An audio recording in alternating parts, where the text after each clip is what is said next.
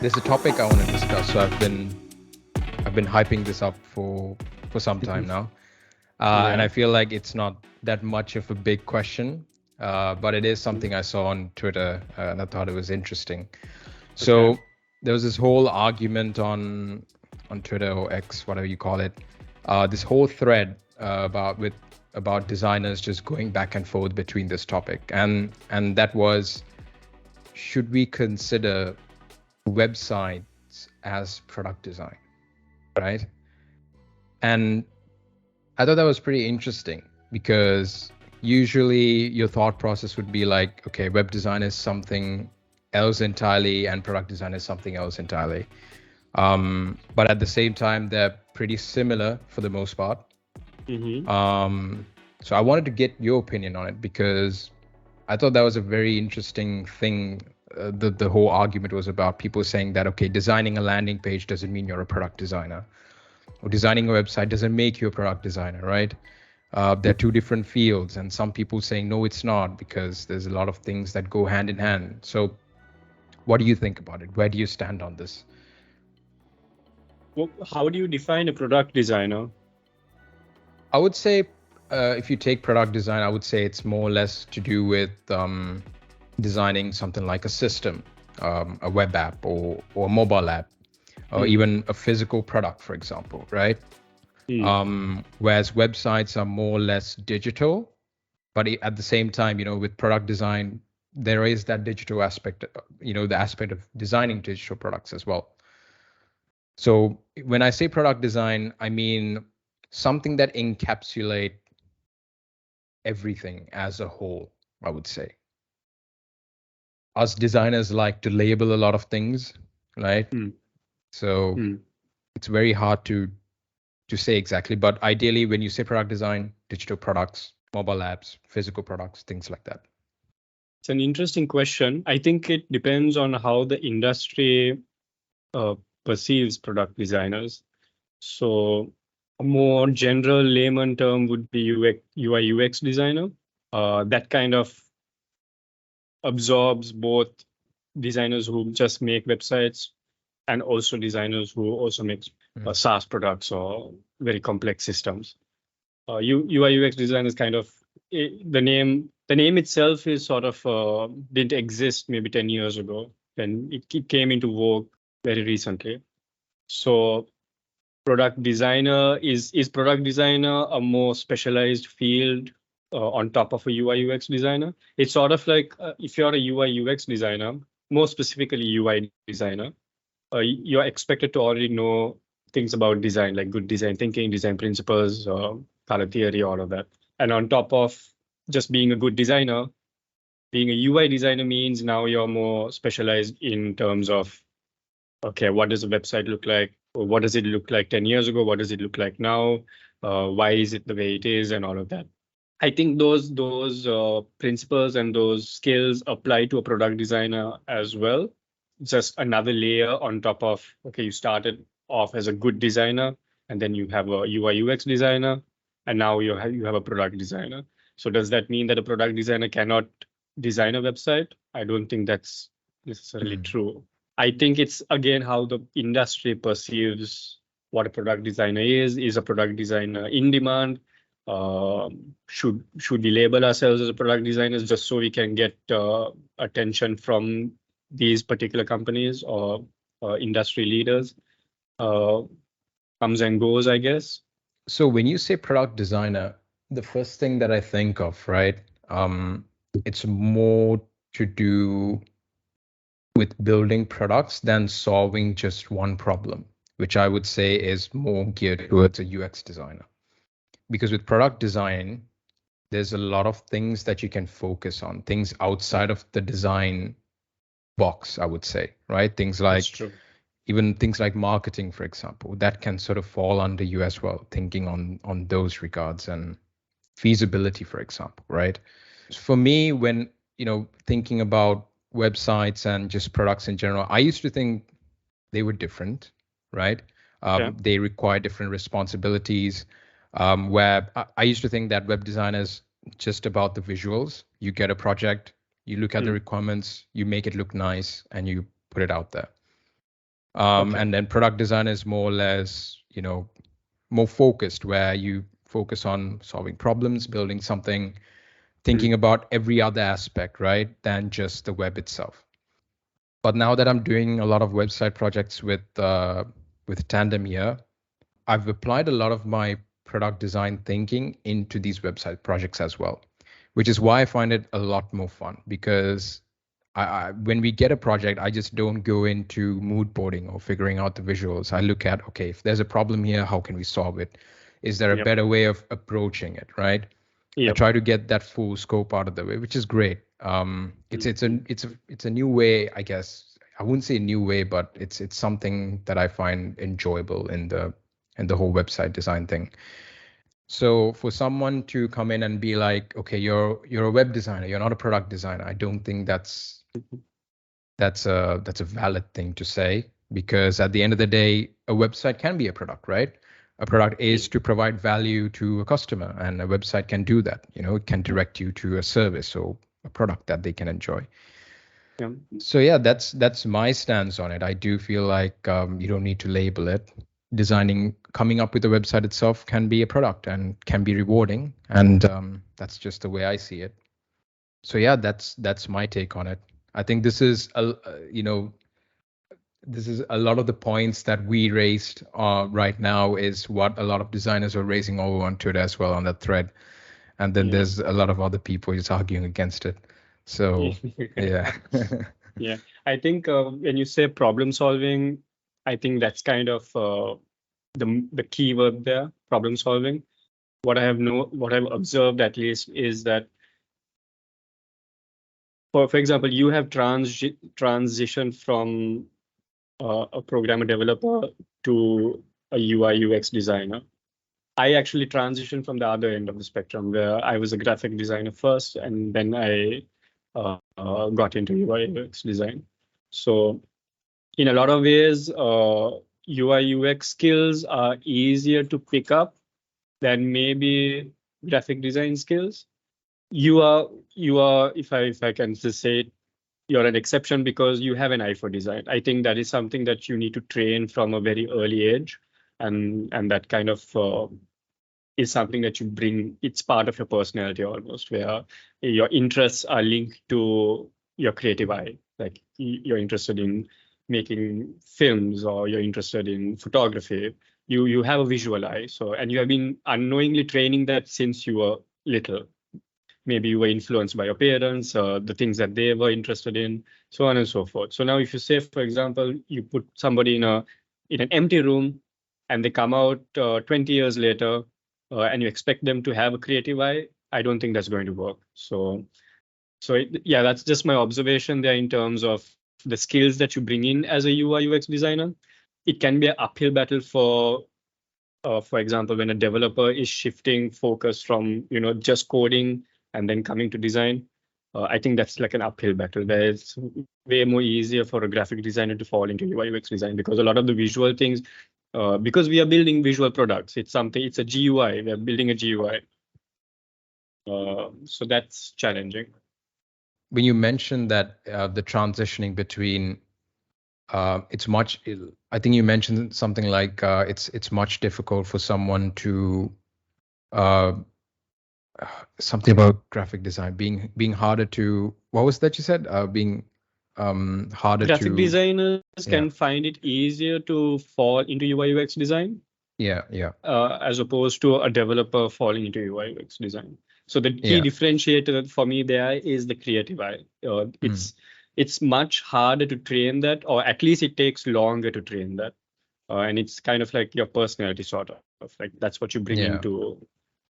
I Yeah. also think it's much harder for UX designers to be graphic designers as well, because uh, I've Mm, noticed this, like branding in itself, right? Branding and graphic design in itself is a completely different realm, I feel. And mm, there's a lot of visual aspects like color theory and there's a lot of things that comes from your creative mind that you don't mm, really get to do in the UX field, I feel. mm.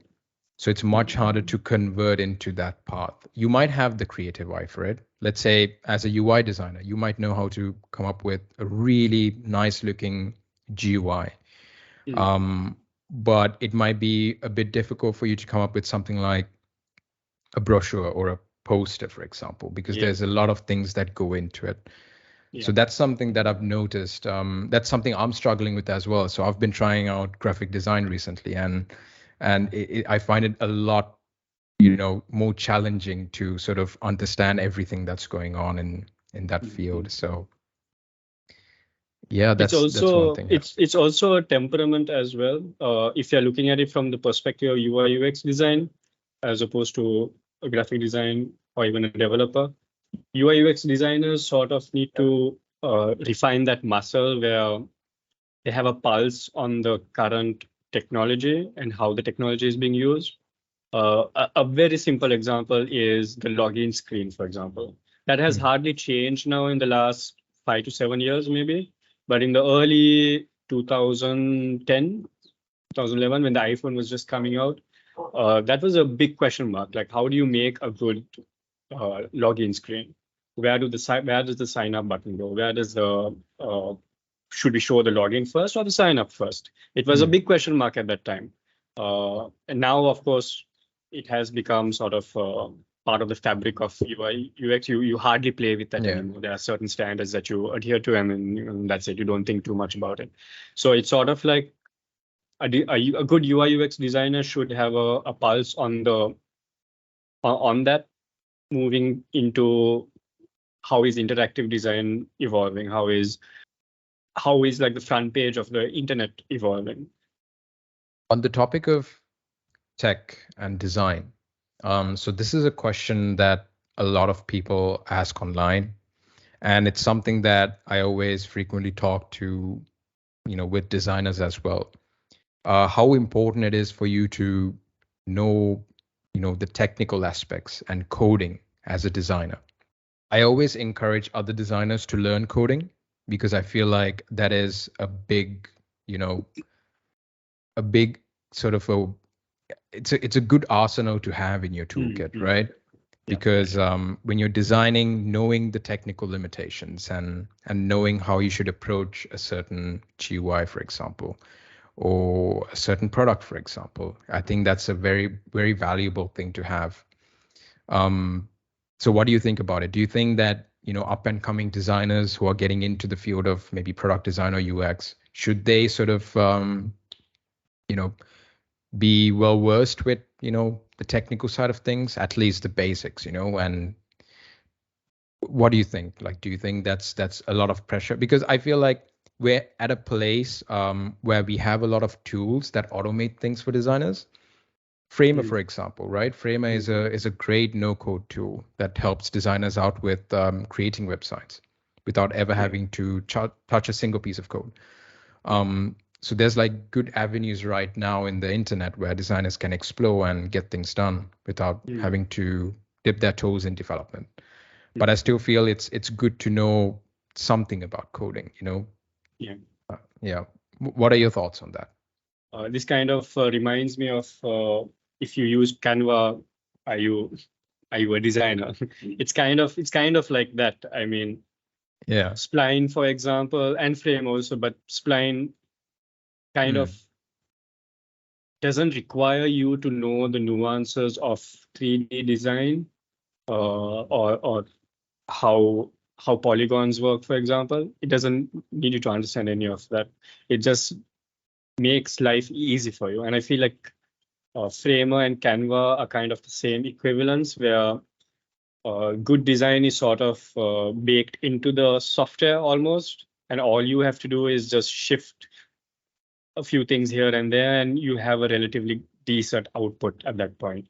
But at the same time, there is a distinct difference between someone, two designers, one of them saying I use Canva, and another saying I can use any tool. It doesn't matter. I can make a painting. I can take a scan of that, and I can make that into a wonderful poster.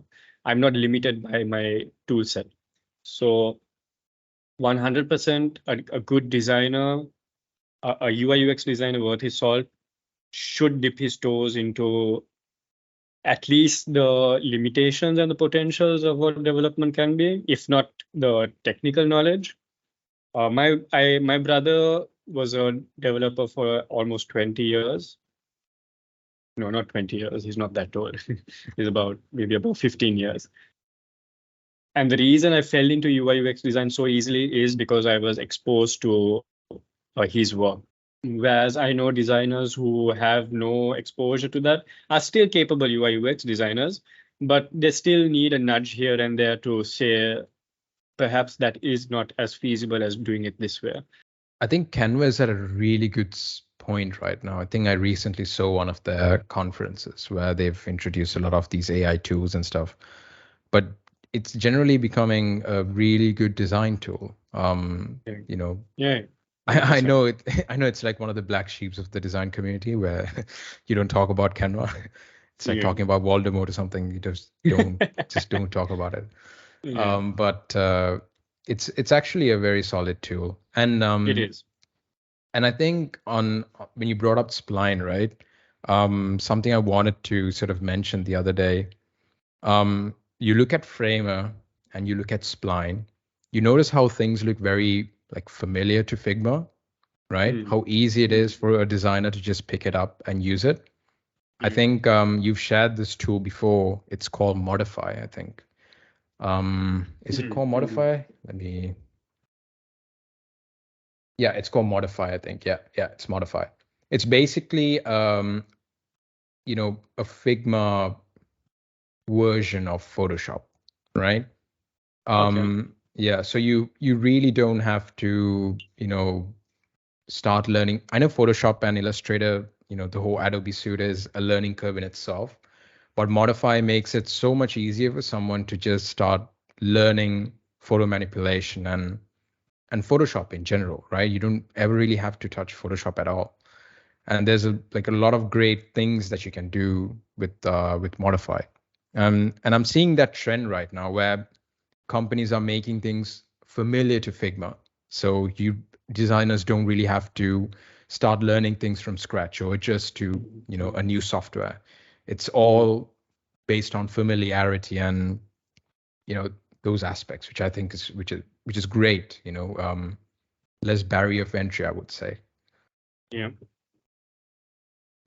for sure. 100%. I remember when Figma was first coming up, I was still designing on Illustrator. Like I was building UI UX designs on Illustrator, and I had a apprehension about Figma.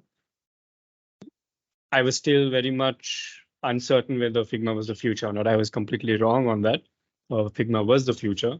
And I know, and then I started using Adobe XD because I was still under that impression that, okay, more established software, they can produce a better tool set. But yeah, Figma really blew up, kind of was one of the first applications. I'm sure there were others, but the first mainstream application that kind of made it very feasible to do work online on a browser. Anywhere at all, doesn't matter where you are. Yeah. And Spline and Framer and all these applications are very much the same, I think. Yeah. The fact that you can use those tools on a browser is just nuts. A level above, yeah. Because Photoshop and Illustrator, I started out designing on Photoshop, and I remember my laptop just consistently crashing because it just couldn't handle the pressure of Photoshop. And then this tool comes in where you can just do things on your browser. It's crazy how fluid it was at the time. So it definitely was. Again, I still think Figma will definitely just go levels above any other design tool. And because to think about it, it's crazy. I find it a lot easier to do things on Figma. Like if I have to design a poster or a social media post, I can just do it in Figma. I just drop a frame and I just do it. I don't have to open Photoshop. And that's crazy. It's that, I think it's mostly has to do with, how easy it is to use and how fast it is and how responsive it is. And I think that's great. Yeah, there are certain limitations though. For print work, for example, it's Mm. still better to do that on a software like Photoshop or Illustrator, maybe, because the file output you can still increase the DPI Mm. to 300 or above if you need to. For print work like billboards and advertisements, I think Figma has still ways to go. I'm sure it'll get there eventually, but it still has ways to go to support those things. But for sure, yeah, everything's online now. I think we are the last generation to have sort of like a base where we worked offline and then we brought work online. Now everything's just online. Yeah. Uh, it's Everything is crazy. cloud-based and online, and it's Yeah. Before we continue, shall we just take a quick break? yeah, sure thing. Yeah. It is recording, right? Yeah. It is recording, yeah. Okay. Just put myself on mute.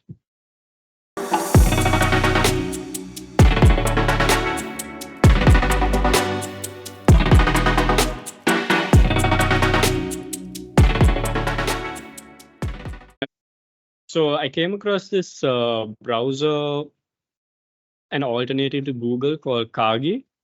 Okay. I think Kagi. Maybe. Um, it's an ad-free alternative. Ads in the sense that it does not serve you ads based on your browsing experience. So, and apparently I have not used it extensively myself because it's a paid thing. You kind of Okay. need to invest in it. It brings up certain links uh, to the surface better than Google does. So based Okay. on my research, I yeah, I was just it's like it's very hard to kind of trust an alternate search engine. Sorry, it's not a browser. Yeah, it's a search engine. Sorry. Right. Okay. Okay. Um, yeah, so it's very hard to trust another search engine uh, other than Google, just Mm. because it's baked into our minds that Google is the end all be all. Uh, but Kage seems pretty interesting. Um, Fast, accurate, and ad-free. So, okay, you said it's a paid thing, right? yeah, you have to. It's like a subscription, I think. I'm not Yeah. sure. It's a subscription. Yeah. It's a subscription. Yeah. So Okay, so they do have a free version, or rather a trial, where it's like 100 searches or something. no, I think you just create an account and you're good to go, and then you sort of uh, have to pay at a certain point. Okay. What's your hot take on on paying for something that is almost an essential part of your online existence? It's sort of like an extension to your mind, almost like, okay, I need to look up something on the internet. It's almost like a human right at this point. So Yeah. to put that behind a paywall by providing something different, it's a different, from a business perspective, it's a completely different business model to Google, and it makes sense that they want to make some form of revenue out of the service. So from purely financial standpoint, it makes perfect sense. But just from an emotional standpoint, like, what's your hot take on this? You know what? I was just about to tell you when you showed me this. I was like, just before you raised this question, I was about to tell you, why is everything related to privacy paid now? Why do we have to pay for it? Because it's something that, that's our own thing, right? Like, we don't really have to pay for something that should just be ours in the first place. Um, yeah, Hmm. I mean, I haven't really been a big fan of paying for things to just I guess your question is whether we should pay for our privacy, right? I'm guessing that's where it's based around, or Yeah, on one level, yes, privacy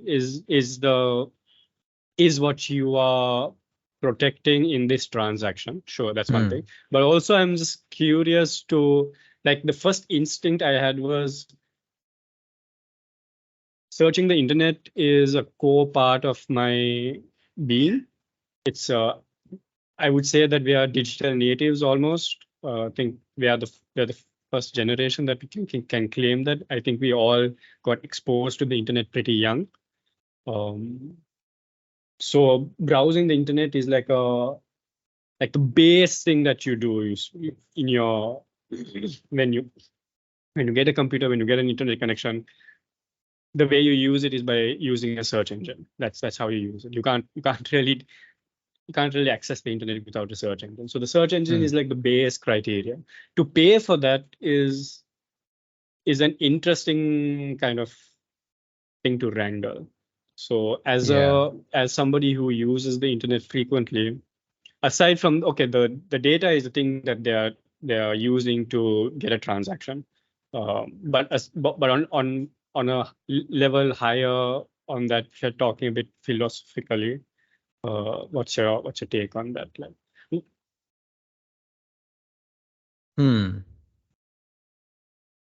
Yeah, paying for a search engine, and while you can, I mean, like you said, right? If you are paying for something, so for example, Kagi here, for example, Kagi, you are essentially paying for your privacy, basically, to just no ads, no suggestions, no trackers, things like that.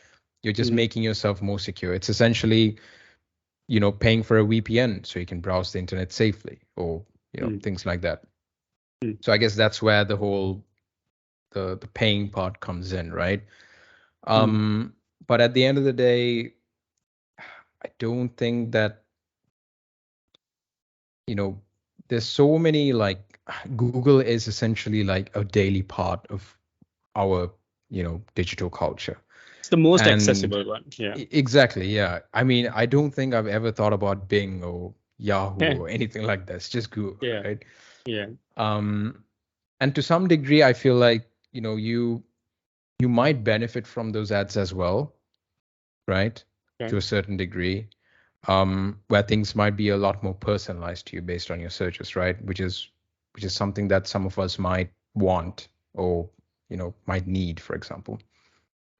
But yeah, I think like the whole paid thing here with Kagi is it's not something that not something that I would like or I would prefer. But yeah, like I said, essentially you're just paying for your privacy here, and I think that's where the whole monetization part comes in, and that's something a lot of people value, and that's just the way I see that, right? So Okay. that's So yeah. so let me ask you, if you consider browsing the internet an essential part of your daily life, because if you don't have that, then you're kind of cut off from a huge part of society as a whole. Not that you need it for your survival, but I'm just saying, like, if you want to be part of society, this is a considerable chunk of it. So people who can afford Kage at best are adults, and also people who value privacy. So when you're starting off browsing the internet in this current age, you can do that as young as 5 years old. You have kids who are savvy with a phone or even a computer, and they can access the internet. So where does that start? Like, where you have to care about your privacy, and that is, I guess, like, completely subjective. Of course, if you have parents who are concerned to such a degree, they obviously pay for their child to have a secure uh, uh, browsing experience. But would you pay for it to have this basic right? Okay, so my question is, how, if we do pay for it, how do you know everything is secure at the end of the day, right? I think that's a big argument with VPNs as well. You pay for a VPN, how do you know your data is secure? How do you know it's not being farmed off somewhere else, or someone else is pretty much using it? So personally, I wouldn't pay for something like Kagi. I think it's just for me, I've come to accept Google at this point. Mm. um, I value my privacy, but at the same time, I feel like Google's something that's inked into my brain, and it's something that, like I said, part of our digital culture, something we've been using for a while. Um, then there's Kagi. I'm not too sure about it. I don't think I've heard of these guys either, so I don't know how exactly they approach hiding ads and things like that with a search No, engine. they don't have ads at all. They don't Okay. use your your habits or your behavior or things that you're looking at online to further serve you relevant links or anything like that. Their whole business model is we are hands off the data or of your data, usage Okay. data. So their criteria for indexing and providing results for your search is in a way cut off from that. It's more Right. like Okay. yeah. So that's their business model, which is again very interesting. Yeah, Because it is. Yeah. if you want to make something free and accessible, then you as a private organization you need to make revenue. So this is one way that Google has survived for so long. Hmm. Um, Fair enough. But then fundamentally, like your results are also kind of tailored towards that. Like what people are browsing is based on your own usage of it. Whereas Yeah. here in terms of Target, it's different. So that's why other people have found that they find better. Their results are much better uh, on Hmm. Target.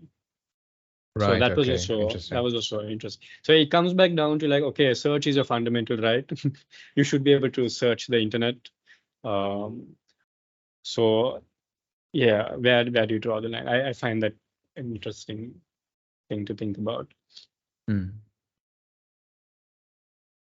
So, what are your thoughts on it? If someone were to come and say, okay, there's this thing called Kagi, and would you be willing to try it out? What would be your response? Like, how would you approach it? Because I think I'm not sure if this is the same thing, but I'm sure you know DuckDuckGo, right? Which Yeah, is also yeah, I've like heard of. like Yes. a yeah, it's Mm. like a search engine that's catered towards privacy, but it's at the same time it's free to use. Hmm.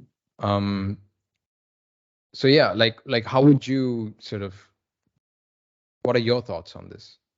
Because I'm still reading up on they have this nice Sure. little section called why pay for your search, which I think is really they make some really good points. Okay. Um, but yeah, how what are your thoughts on it? Like, would you pay for this, and what do you think? So there's different ways of looking at it. For me, it's I'm a young parent, so protecting my kids is it's a question that I will address at some point. But for me personally, I fall in the same camp as you. My brain is sort of hardwired to understand that Google is the easiest and the most accessible, and I don't think I need to go beyond that because I'm just another speck in the pond, sort of a Mm, thing. Where okay, if people do get my data, it's like unless I'm like a billionaire, I mean, it doesn't really make a difference to me, honestly speaking. Um, I'm sure there are nuances that I don't know about or have not accounted for, but yeah, I've lived 30 years so far, and I've not encountered any digital invasion in my life. So, mm. and I guess that's kind of a large percentage of the people in the world whose experience is probably the same. Um, And I feel like at this point in time, we've used so much of Google and so much of other products. At this point, we can't really say our privacy is safe, right? mm, I feel like the mm, damage is already done. done. So you switching to something like this and trying to make amends and trying to keep things safe, I feel Mitigate. like yeah, Yeah. I feel like it's pointless at this stage. Unless you're someone who's brand new to the internet, like you've spawned out of Yeah. the earth and you're getting into Google for the first time and you've realized, okay, I have these options I can explore. But at this stage, like I said, the damage is already done, and it is what it is, I feel. Yeah.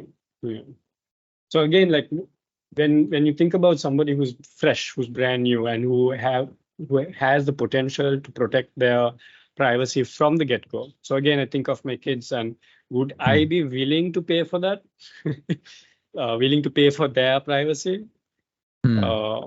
As a responsible adult, I know what the right answer is, but real life is hardly that straightforward. Yeah. So that's an interesting dilemma. I was gonna tell you something. Oh yeah, this is totally off the topic, but as you know, our Singapore trip is coming up. And this was so weird because I don't know if it was coincidental or not, but the moment after we booked our tickets, the next day I get a message. I get a message from like a random number saying book your 2 tickets to Singapore and this offer and things like that. It's a local number, and it's not from, I doubt it's from any company because it feels like a personal number, which is weird because now it's just bothering me because I got this message today as well, and I'm just like thinking, okay, how did they know about this? Or is it just entirely coincidental, or your phone's always listening to you? Yeah, and I'm just like, got freaked out when I got it. And I was like, okay, someone actually spying on me. Like, I also think that you can't be someone who uses the internet. Okay, you can't be, someone who's into the digital world. You can't get into it if you're not willing to sacrifice your privacy. Because if you want to own a mobile phone, if you want to browse the internet, if you want to buy a product, you have to be willing to give some part of you away. And I feel like that is the privacy aspect of it. You're giving away your personal information, your thought process, your thinking, everything. You're just selling yourself to someone else in order for you to get something else in return. And I feel like that's, when I was younger, I don't think it's something, if I knew how it was going to be, I don't think it's something I would have opted for. But I feel like we've grown into this internet culture, and we've been brought up by it, at least me anyway. And I feel like I didn't get a say in it, right? From a very young age, I didn't get a say in, okay, if I use the internet, will they spy on me? Or if I create a Facebook account, will they know about me, right? I feel like I did things unknowingly, and now I'm at an age where I realize, okay, could have done things differently, but it's how the world is going. I wouldn't be able to use the internet if I was not willing to give that part up.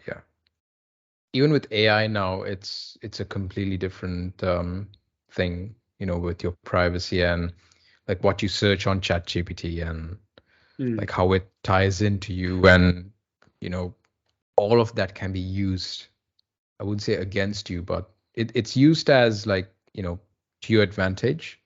But at any given point, they can decide to sort of use that against you. And, I'm starting to sound like one of those people who are like, I was thinking crazy the same thing. Scared. Yeah. I was thinking the same thing. It's a whole conspiracy rabbit hole like that we have fallen into. Like those classic UFO guys wearing a tin hat, and then it just feels like that now. I think we can move on to better topics. But actually, I think we are out of time. It's been an hour now. So maybe we can wrap this call up for the time being on that note, on that very optimistic. Good conversations. That was a good session.